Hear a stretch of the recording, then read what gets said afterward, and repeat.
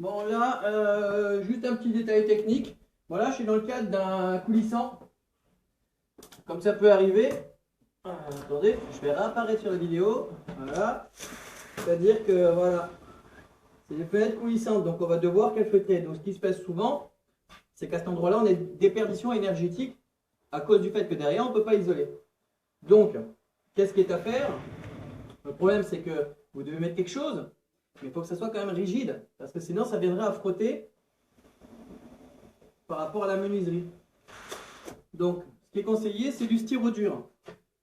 C'est des plaques, c'est la même mousse polyuréthane qu'on insère là, comme ça, qui gonfle là. Bon, bah, ils en font des plaques, ça s'appelle des plaques de styrodure. Selon l'épaisseur que vous voulez, 4, 5, 6, 7, vous achetez selon ce que vous voulez. C'est des plaques de 2,50 m ou 3 mètres, je ne sais plus, sur l'épaisseur.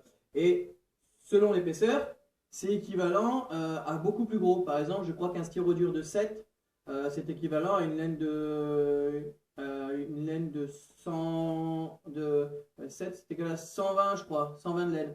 Donc en fait, là par exemple, j'ai une laine de 4, ça me fait du équivalent de 75. Sachant que quand c'est ouvert, bon ben, ou fermé, je ne vais pas quand même non plus avoir énormément à cet endroit-là. Mais au moins, ça coupe le froid et c'est rigide et c'est facile à placer. C'est un joint de silicone derrière, bâtiment, on place et c'est rigide. Et au moins, on est sûr que ça ne touche pas. Voilà. Euh, Petit détail, bon bah là, je vais parler un coup de la menuiserie parce que je les trouve franchement super nickel ces menuiseries. Je crois que c'est de la FP2E, un truc comme ça. C'est une entreprise là du coin qui les fournit. Ce que j'apprécie, c'est que, bon, je peux pas tout vous montrer sur la vidéo parce que sinon ça passe son temps à se casser la gueule, le téléphone là. C'est qu'en fait, à l'arrière, pour insérer, j'ai une petite lamelle qui me permet de glisser ça, le styrodure, derrière la lamelle et de bloquer éventuellement le fait que ça bouge. Si j'en avais pas de petite lamelle pour bloquer, je vais quand même le montrer à la fin de la vidéo, ben ma plaque elle aurait tendance à revenir et à frotter contre le système. Or là, ils ont fait une petite lamelle pour bloquer. Autre chose aussi dans ces petites menuiseries, je ne sais pas si je ne suis pas un spécialiste menuiserie, hein, mais je ne sais pas si ça se fait sous d'autres marques. À l'arrivée d'ici, à l'arrière, souvent on a du mal, les plaquistes, à gérer le fait qu'il faut que ça soit complètement derrière l'arête, là, sans jour. Et ce qui se passe, c'est qu'on est obligé de calpiner. Bon, ben là, dans ces menuiseries, la FP2E, là, ils ont prévu à l'arrière un petit système de gorge. Genre, je vais le symboliser comme ça.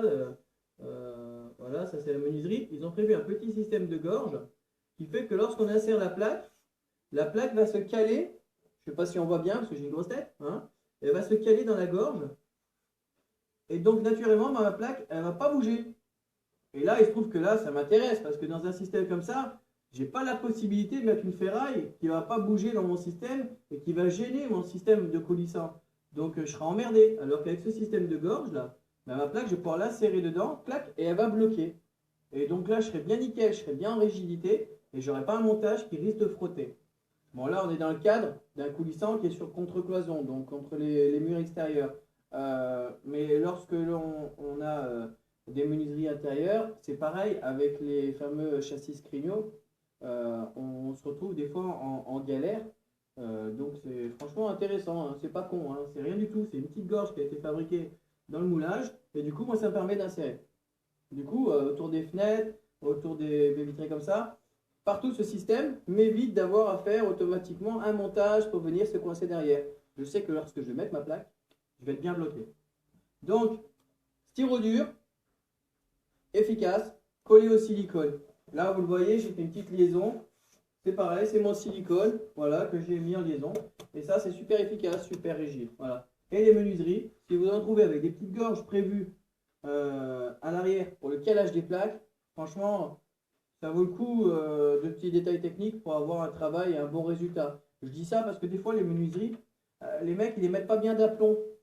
Or, vous, votre montage, vous devez le faire d'aplomb. Alors, si vous devez commencer à faire un montage qui va tricher avec la menuiserie parce que la menuiserie n'est pas d'aplomb, ça va être chaud. Alors que vous, le démarrage, il est droit et que l'arrivée, éventuellement, il est penché. C'est le cas ici. Hein. Là, ils ont un petit peu merdé l'entreprise qui a posé ça. Ils ont fait ça comme des branches. Et là, je reste gentil. Donc, du coup, je suis obligé de tricher. Bon, je leur ai fait rectifier. Donc là, maintenant, elle est bonne. Mais je suis obligé de tricher normalement sur le système pour essayer de rectifier pour être bien dans la menuiserie. Donc faire un montage de travers, c'est pas terrible. Hein. Alors que là, avec le système de gorge, je pars droit, j'arrive dedans et ça s'insère et ça suit le mouvement, quoi qu'il arrive. Donc on sera toujours propre à l'arrière de la menuiserie, donc on verra pas le défaut. Allez, à la plus.